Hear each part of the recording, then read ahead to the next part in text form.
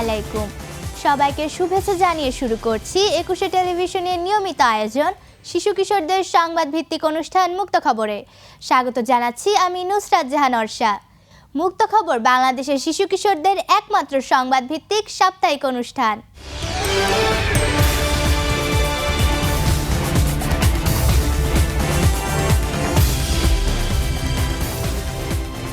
প্রশিক্ষণপ্রাপ্ত ৪০ জন শিশু সাংবাদিকের এই দলে সমাজের সব শ্রেণীর কিশোর কিশোরীরা রয়েছে। মুক্ত খবর অনুষ্ঠানের গবেষণা, সংবাদ তৈরি এবং সম্পাদনায় এরা অংশ নেয়। ২১শে টেলিভিশন একটি জাতীয় সম্প্রচার মাধ্যম হিসেবে কিশোর কিশোরীদের মত প্রকাশের অধিকার হিসেবে আধুনিক দৃষ্টিভঙ্গি গড়ে তোলায় বিশ্বাসী। প্রথমে খবর শিরোনামে রয়েছে, দেশের খবরে থাকছে ফরিদপুরে নিখোঁজ শিক্ষার্থীর মরদেহ উদ্ধার। গবেষকরা মাতৃদুগ্ধ গবেষণায় পেলেন চাঞ্চল্যকর তথ্য। ইতিহাসে ঘেরা এক নীরব সৌন্দর্য ঢাকার রোজ গার্ডেন প্যালেস। প্রাণীজগৎ খবরে থাকছে পরিযায়ী পাখির কলরবে মুখর বাংলাদেশ। তথ্য প্রযুক্তি খবরে থাকছে চিকিৎসা খাতে প্রযুক্তির নতুন দিগন্ত।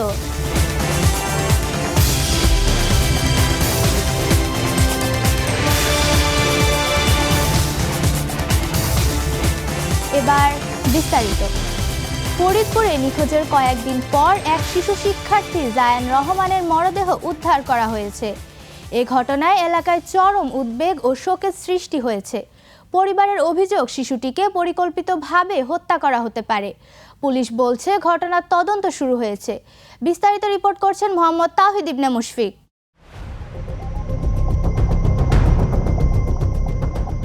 স্থানীয় সূত্রে জানা যায়, ফরিদপুর জেলার একটি এলাকায় কয়েকদিন আগে নিখোঁজ হয় জায়ান রহমান নামের শিশু শিক্ষার্থী।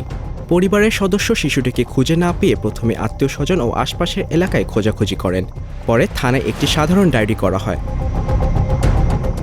নিখোঁজের কয়েকদিন পর স্থানীয়রা একটি নির্জন স্থানে শিশুটির মরদেহ পড়ে থাকতে দেখে পুলিশকে খবর দেয়। খবর পেয়ে পুলিশ ঘটনাস্থলে পৌঁছে মরদেহ উদ্ধার করে। এই সময় ঘটনাস্থলে উৎসুক জনতার ভিড় জমে যায় এবং এলাকায় আতঙ্ক ছড়িয়ে পড়ে। ওইখানে দুজন সবুর খান কাজ করে, এই বাড়ির আরো একজন লোক আছে, তারাও জানে। আমি কি জোরে ডাকতেছি আর এই বাগান টাগান তন্ন তন্ন করে খুঁজছি, তখন আমি দেখি নেই। একটা ছেলে এসে বলতেছে জয়ান রে পাওয়া গেছে এই জায়গা। আমি মনে করছি খেলতেছিল হয়তো এদিক ওদিক, তাই আসতেছি। আইসে দেখি ওই অবস্থা, ওইখানে খান স্যান্ডেল ওই জায়গায় ওই রকম। এই এলো আমি জানি বা ও আমাদের বাড়ির দক্ষিণ পাশে একটা দোকান আছে, দোকানের রহাইতে ওরা হয়তো ওই জায়গাতে ধরিয়ে নিয়ে আইছে। আনার পরে এটা ফরিদকার বিল্ডিং আছে, ওই বিল্ডিংয়ের ভিতরে হলো মারিছে। মারার পরে আমাদের লোকজন যখন ছড়ছে, ওরা তখন ওই বিল্ডিংয়ের ভিতরে রাখছে। রাখার পরে যেই আমাদের লোকজন সরে গেছে, ওরা ধরিয়ে নিয়ে গাছে, ওদের বাড়ির পূব পেশে গাছের বাগানের ভিতরে আইনে ঝুলোয় রাখছে। ওর বাপের শত্রুরা এই কাজ করেছে, ওর বাপরে মারতে পারিনি, এই জন্য ওরা বাইরে প্রতিশোধ নিয়েছে। পুলিশ জানায়, প্রাথমিকভাবে মরদেহ আঘাতের চিহ্ন দেখা গেছে। তবে মৃত্যুর সঠিক কারণ জানতে মরদেহ ময়নাতদন্তের জন্য ফরিদপুর মেডিকেল কলেজ হাসপাতালের মর্গে পাঠানো হয়েছে। এই ঘটনায় হত্যা মামলা দায়েরের প্রস্তুতি চলছে বলে জানিয়েছে পুলিশ। আর রাতে 3টের দিকে সংবাদ পেয়ে এসে লাশ নামানোর পরে দেখা যায় কে বা কারা তাকে হত্যা করেছে, এ ধরনের সিমটম দেখা যায়। আমরা তাৎক্ষণিক এটা পোস্টমর্টমের জন্য পাঠাই এবং আইনগত ব্যবস্থা প্রক্রিয়াধীন, এবং আমি এবং অফিসার ইনচার্জ এবং থানার অফিসার মিলে ঘটনা তদন্ত করা শুরু করি। এখনও তদন্ত অব্যাহত আছে। কি কারণে এটা খুন হয়েছে, কেন হয়েছে, এসবগুলো আমরা খতিয়ে দেখছি। এদিকে শিশুটির মর্মান্ত মৃত্যুতে পরিবারে নেমে এসেছে গভীর শোক। স্থানীয় বাসিন্দারা দ্রুত ঘটনার সুষ্ঠু তদন্ত ও দোষীদের দৃষ্টান্তমূলক শাস্তির দাবি জানিয়েছেন। পুলিশ বলছে ঘটনার সব দিক খতিয়ে দেখা হচ্ছে এবং জড়িতদের দ্রুত আইনের আওতায় আনার চেষ্টা চলছে। মোহাম্মদ তাওহিদ ইবনে মুশফিক, মুক্ত খবর, ২১শে টেলিভিশন।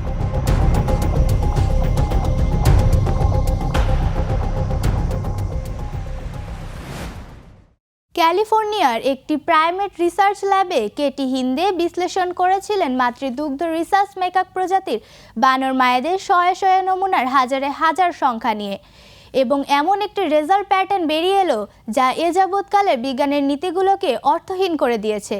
রিপোর্ট করছেন জামিনী আক্তার ঝুমুর।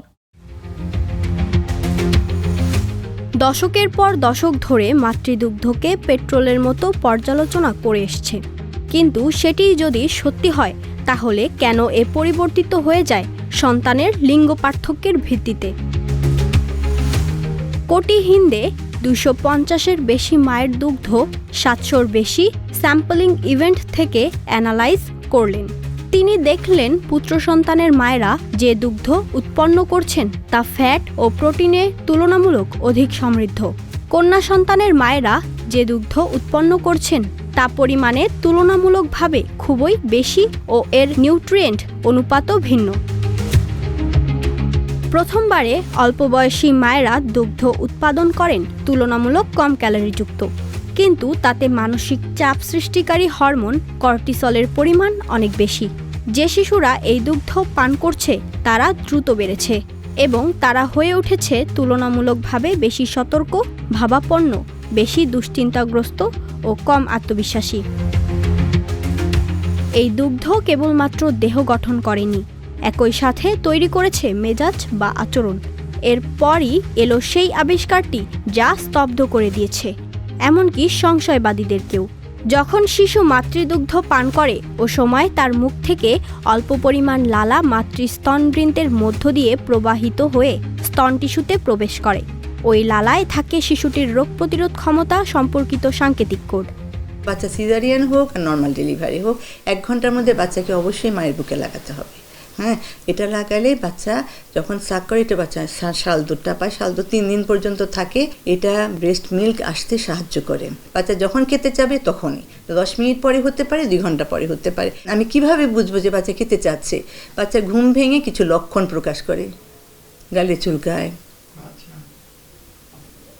এগুলো হচ্ছে লক্ষণ। This are the prelacteal behaviour. হ্যাঁ, যে আমাকে খাবার দাও, হ্যাঁ, তখন খাবার দিতে হবে। তখন যদি না দেয় বাচ্চা কান্না শুরু করে, যে কেন দেয় না। তখন বাবা মা মনে করে যে ও তো দুধ পাচ্ছে না সেজন্য কাঁদছে, কিন্তু আসলে আমরা বাচ্চার চাহিদাটাকে আমরা বুঝতে চেষ্টা করি না। হ্যাঁ, আরেকটা কথা হচ্ছে যে বাচ্চাকে বুকে দুধ খাওয়াতে গেলে মাকে খাওয়াতে হবে। আমরা বলি যে মায়ের কাছে বাচ্চাকে রাখার জন্য মায়ের স্পর্শ পাবে বাচ্চা, মায়ের আদর পাবে, স্নেহ পাবে, একটা আত্মার সম্পর্ক তৈরি হবে। যে বাচ্চা শুধু মায়ের দুধ খায় তাদের আইকিউ, তাদের ইন্টেলিজেন্স, তাদের বুদ্ধিমত্তা কোটা দুধ খাওয়া মানে গরুর দুধ খাওয়া বাচ্চাদের তুলনায় 9 গুণ বেশি। সুতরাং আমরা সবসময় বলি যে মায়ের দুধ এটার কোনো বিকল্প নাই। শিশুর জন্য, নবজাতক বাচ্চার জন্য মায়ের দুধের কোনো বিকল্প নাই। শিশু অসুস্থ কিনা মায়ের দেহ তা বুঝতে পারে এভাবেই। অসুস্থতার সংকেত পেলেই ঘণ্টা কয়েকের মধ্যেই তার দুগ্ধ পরিবর্তিত হয়ে যায়। দুগ্ধে শ্বেত রক্তকণিকার সংখ্যা বেড়ে যায়, ম্যাক্রোফেজ বা ভক্ষক কোষ বহুগুণে বৃদ্ধি পায়, প্রয়োজন মাফিক নির্দিষ্ট অ্যান্টিবডি সমূহের আবির্ভাব ঘটে।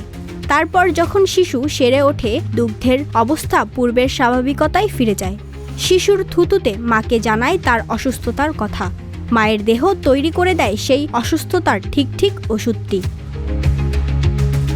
জগতের প্রত্যেকটা শিশু তার যে আহারটি জীবনের শুরুতে গ্রহণ করে, সর্বপ্রথমেই যে উপাদানেই তৈরি হয় জগতের সমস্ত প্রজাতি ও প্রজাতিদের ভবিষ্যৎ তা লক্ষণীয়ভাবে অবহেলিত হয়ে আছে। জামিনী আক্তার ঝুমুর, মুক্ত খবর, 21 টেলিভিশন।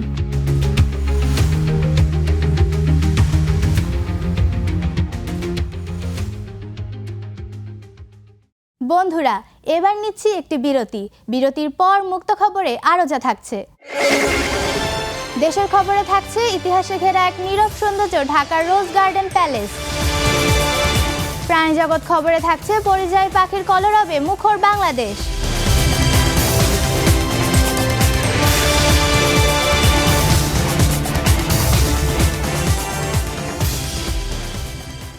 বিরতির পর আবারও স্বাগত জানাচ্ছি শিশু কিশোরদের সংবাদ ভিত্তিক অনুষ্ঠান মুক্ত খবরে।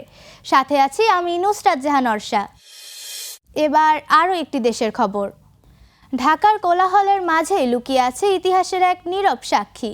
রাজকীয় স্থাপত্য আর অতীতের গল্পে ভরা সেই ঐতিহ্যবাহী স্থান রোজ গার্ডেন প্যালেস। বিস্তারিত থাকছে জান্নাতুল ফেরদৌসের প্রতিবেদনে। পুরান ঢাকার টিকাটুলি এলাকায় অবস্থিত রোজ গার্ডেন প্যালেস এক অনন্য ঐতিহাসিক স্থাপনা, যা আজও বহন করে শতাব্দী প্রাচীন ঐতিহ্যের স্মৃতি। 20 শতকের প্রথম ভাগে জমিদার ঋষিকেশ দাস ইউরোপীয় স্থাপত্য শৈলীর আদলে এই প্রাসাদটি নির্মাণ করেন। সে সময় এটি ছিল অভিজাত সমাজের মিলন কেন্দ্র। প্রাসাদটির চারপাশে ছড়িয়ে থাকা নানান জাতের গোলাপের বাগানের সৌন্দর্য থেকেই এর নামকরণ করা হয় রোজ গার্ডেন প্যালেস। ভবনের ভেতরে প্রবেশ করলেই চোখে পড়ে চওড়া মার্বেল সিঁড়ি, উঁচু ছাদ, সুদৃশ্য খিলান আর সূক্ষ্ম কারুকাজে সাজানো দেওয়াল। প্রশস্ত বারান্দা ও কক্ষগুলোতে এখনো যেন প্রতিধ্বনিত হয় অতীতের রাজকীয় জীবনের ছোঁয়া। একসময় এখানে অনুষ্ঠিত হতো সামাজিক অনুষ্ঠান, সভা ও গুরুত্বপূর্ণ রাজনৈতিক বৈঠক। ইতিহাসবিদদের মতে ব্রিটিশ শাসনামলে মুসলিম সমাজের রাজনৈতিক অধিকার আদায়ের আন্দোলনের সঙ্গে সঙ্গে রোজ গার্ডেন প্যালেসের একটি গুরুত্বপূর্ণ ভূমিকা রয়েছে। 1936 সালে এখানেই অনুষ্ঠিত হয় নিখিল ভারত মুসলিম লীগের এক ঐতিহাসিক সম্মেলন, যা তৎকালীন রাজনীতিতে নতুন দিক নির্দেশনা দেয়। সময় আর অবহেলায় প্রাসাদটি একসময় তার জৌলুস হারাতে বসেছিল। তবে বর্তমানে সরকারি উদ্যোগে রোজ গার্ডেন প্যালেসকে সংরক্ষণ ও সংস্কারের কাজ করা হচ্ছে। দর্শনার্থীদের জন্য উন্মুক্ত এই স্থাপনাটি এখন ইতিহাসপ্রেমী ও পর্যটকদের কাছে বিশেষ আকর্ষণের কেন্দ্রবিন্দুতে পরিণত হয়েছে। আজও দাঁড়িয়ে থাকা এই প্রাসাদ আমাদের মনে করিয়ে দেয় ঢাকার ইতিহাস শুধু বইয়ের পাতায় নয়, ছড়িয়ে আছে শহরের প্রতিটি পুরনো ইট আর দেয়ালে। ইট পাথরের এই প্রাসাদ শুধু একটি স্থাপনা নয়, এটি আমাদের ইতিহাসের এক জীবন্ত দলিল। ঢাকার ব্যস্ত জীবনের ফাঁকে অতীতকে ছুঁয়ে দেখতে চাইলে রোজ গার্ডেন প্যালেস হতে পারে এক অনন্য গন্তব্য। ইতিহাস সংরক্ষণে সচেতন হলেই ভবিষ্যৎ প্রজন্ম জানতে পারবে আমাদের শেকড়ের কথা। জান্নাতুল ফেরদৌস, মুক্ত খবর, 21 টেলিভিশন।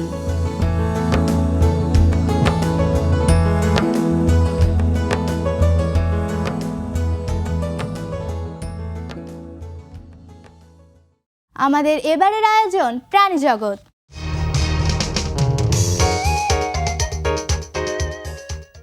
শীতের আগমনে প্রকৃতিতে নেমে আসে এক অন্যরকম উৎসব। কুয়াশা ভেজা ভোরে হাওর বিল আর জলাশয় জুড়ে শোনা যায় হাজারো পাখির কিচিরমিচির। দূর দেশ থেকে উড়ে আসা পরিযায়ী পাখির কলরবে আবারও প্রাণ ফিরে পেয়েছে বাংলাদেশের প্রকৃতি। রিপোর্ট করছেন সৈয়দ আয়েশা আসিফ। শীত এলেই বাংলাদেশের আকাশ, হাওর বিল ও জলাশয়গুলো নতুন প্রাণ ফিরে পায়। দূর সাইবেরিয়া, মঙ্গোলিয়া ও মধ্য এশিয়ার শীতল অঞ্চল থেকে হাজার হাজার কিলোমিটার পাড়ি দিয়ে দেশে আসে নানা প্রজাতির পরিযায়ী পাখি। তাদের আগমনে প্রকৃতি হয়ে ওঠে রঙিন ও প্রাণবন্ত। টাঙ্গুয়ার হাওর, হাকালুকি হাওর, বাইককাবিল সহ দেশের বিভিন্ন জলাভূমিতে এখন দেখা মিলছে লালশির, খয়রা, পাতিহাঁস, চখাচখি ও পানকৌড়ির মতো পাখির। ভোরের কুয়াশা ভেদ করে পাখিদের দলবদ্ধ উড়াল আর কিচিরমিচির শব্দ মুগ্ধ করেছে প্রকৃতিপ্রেমীদের। পরিবেশবিদদের মতে পরিযায়ী পাখির আগমন শুধু নান্দনিক সৌন্দর্যই বাড়ায় না, বরং পরিবেশের ভারসাম্য রক্ষায়ও গুরুত্বপূর্ণ ভূমিকা রাখে। তারা জলজ পোকামাকড় নিয়ন্ত্রণ করে এবং জীববৈচিত্র্য সমৃদ্ধ করে। তবে শীতের এই আনন্দের মাঝেও রয়েছে শঙ্কা। অবৈধ শিকার, জলাভূমি দখল এবং দূষণের কারণে অনেক এলাকায় পরিযায়ী পাখির নিরাপত্তা হুমকির মুখে পড়ছে। বিশেষজ্ঞরা বলেছেন, আইন প্রয়োগের পাশাপাশি স্থানীয় জনগণের সচেতনতা বাড়ানো এখন সময়ের দাবি। শীতের আগমনে ডানায় ডানায় যে আনন্দ বয়ে আনে পরিযায়ী পাখিরা, তা রক্ষা করা আমাদের সবার দায়িত্ব। নিরাপদ জলাভূমি আর সুরক্ষিত পরিবেশ নিশ্চিত করতে পারলেই প্রতি বছরই শীত আসবে পাখির কলরব আর প্রকৃতির উৎসব নিয়ে। সৈয়দ আয়েশা আসিফ, মুক্ত খবর, 21 টেলিভিশন।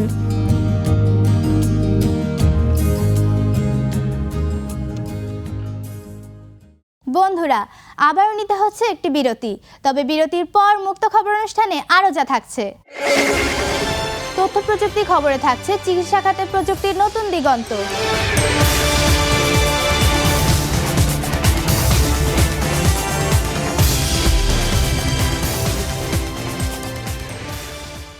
বিরতির পর আরও একবার স্বাগত জানাচ্ছি শিশু কিশোরদের সংবাদ ভিত্তিক অনুষ্ঠান মুক্ত খবরে।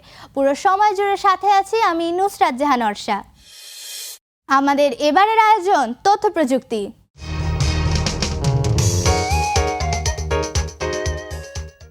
বর্তমান সময়ে স্বাস্থ্যসেবা আর শুধু ডাক্তার আর হাসপাতাল কেন্দ্রিক নেই। আধুনিক প্রযুক্তির ছোঁয়ায় স্বাস্থ্য খাত আজ এক নতুন যুগে প্রবেশ করেছে। প্রযুক্তির কারণে চিকিৎসা এখন আরও দ্রুত, নির্ভুল এবং মানুষের নাগালের মধ্যে চলে এসেছে। বিস্তারিত জানাচ্ছেন মোহাম্মদ জাফির হাসান। এক সময় রোগ নির্ণয়ে চিকিৎসকদের শুধু অভিজ্ঞতার উপর নির্ভর করতে হতো। এখন এক্স-রে, আলট্রাসোনোগ্রাফি, সিটি স্ক্যান ও এমআরআইয়ের মতো আধুনিক যন্ত্রের মাধ্যমে শরীরের ভেতরের জটিল সমস্যাও সহজেই শনাক্ত করা সম্ভব হচ্ছে। এর ফলে রোগ ধরা পড়ছে আগেভাগে, আর চিকিৎসাও হচ্ছে আরও কার্যকরভাবে। ডিজিটাল প্রযুক্তি রোগীর তথ্য সংরক্ষণেও এনেছে বড় পরিবর্তন। কাগজের ফাইলের জায়গায় এখন ব্যবহৃত হচ্ছে ডিজিটাল মেডিকেল রেকর্ড। এতে রোগীর পূর্বের চিকিৎসার ইতিহাস সহজেই পাওয়া যায়। ভুলের সম্ভাবনা কমে এবং চিকিৎসা সেবা দ্রুত দেওয়া সম্ভব হয়। বিশেষ করে বড় হাসপাতালগুলোতে এই প্রযুক্তি রোগীর ব্যবস্থাপনাকে অনেক সহজ করে দিয়েছে। টেলিমেডিসিন এখন স্বাস্থ্যসেবার আরেকটি গুরুত্বপূর্ণ দিক। এর মাধ্যমে গ্রামের মানুষ ঘরে বসেই শহরের বিশেষজ্ঞ চিকিৎসকদের পরামর্শ নিতে পারছে। ইন্টারনেট ও স্মার্টফোনের সাহায্যে ভিডিও কল বা ফোন কলের মাধ্যমে চিকিৎসা সেবা পৌঁছে যাচ্ছে দুর্গম এলাকাতেও। এতে সময়, অর্থ এবং ঝুঁকি সবই কমছে। স্বাস্থ্য খাতে প্রযুক্তির ব্যবহার শুধু চিকিৎসাতেই সীমাবদ্ধ নয়। আধুনিক প্রযুক্তি এখন রোগ প্রতিরোধেও গুরুত্বপূর্ণ ভূমিকা রাখছে। স্বাস্থ্য অ্যাপ ও স্মার্ট ডিভাইসের মাধ্যমে মানুষ নিজেদের হার্টবিট, রক্তচাপ ও শরীরের অন্যান্য গুরুত্বপূর্ণ তথ্য নিয়মিত পর্যবেক্ষণ করতে পারছে। এতে মানুষ নিজের স্বাস্থ্যের ব্যাপারে আরও সচেতন হচ্ছে। স্বাস্থ্য খাতে প্রযুক্তির ব্যবহার মানুষের জীবন বাঁচাতে এবং চিকিৎসা সেবাকে উন্নত করতে গুরুত্বপূর্ণ ভূমিকা পালন করছে। সঠিক পরিকল্পনা ও ব্যবহারের মাধ্যমে এই প্রযুক্তি ভবিষ্যতে একটি সুস্থ ও নিরাপদ সমাজ গড়ে তুলতে আরও বড় অবদান রাখবে। মোহাম্মদ জাফির হাসান, ডেস্ক রিপোর্ট, মুক্ত খবর, 21 টেলিভিশন।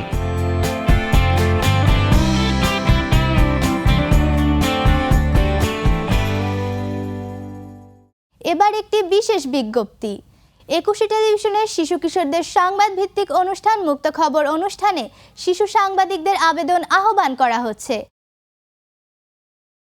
ঢাকা সহ বাংলাদেশের বিভিন্ন জেলায় সংবাদ পাঠক পাঠিকা ও বিভাগীয় প্রতিনিধি, জেলা প্রতিনিধি, শিশু সাংবাদিক আবশ্যক। বয়স সীমা 8 থেকে 18 বছর। বয়স সনদপত্র অনুযায়ী। আগ্রহী শিশু কিশোর কিশোরী সরাসরি যোগাযোগ ও জীবন বৃত্তান্ত পাঠাও এই ঠিকানায়। প্রযোজক মুক্ত খবর, 21 television limited, Jahangir tower 10, Kazi Nazrul Islam Avenue, Karwan বাজার, ঢাকা 1215। ফোন 0255014316 থেকে 25 পর্যন্ত। মোবাইল 019586644544। ইমেইল muktokhabor@21tv.com অথবা muktokhabor2025@gmail.com। আমরা থাকব তোমাদের মতামতের অপেক্ষায়। প্রিয় শিশু কিশোর বন্ধুরা, তোমাদের সকলকে আবারও শুভেচ্ছা জানিয়ে শেষ করছি তোমাদের প্রিয় মুক্ত খবর। প্রতি পর্বে নতুন নতুন বিষয় নিয়ে আমরা হাজির হয়ে যাই তোমাদের কাছে। পুরনো সংবাদের কোনো অগ্রগতি নেই। সবাইকে আগামী পর্ব দেখার আমন্ত্রণ জানিয়ে আমি নুসরাত জাহান অর্ষা শেষ করছি তোমাদের প্রিয় মুক্ত খবর। ততক্ষণ ভালো থেকো, সুস্থ থেকো এবং চোখ রেখো 21 টেলিভিশনের পর্দায়।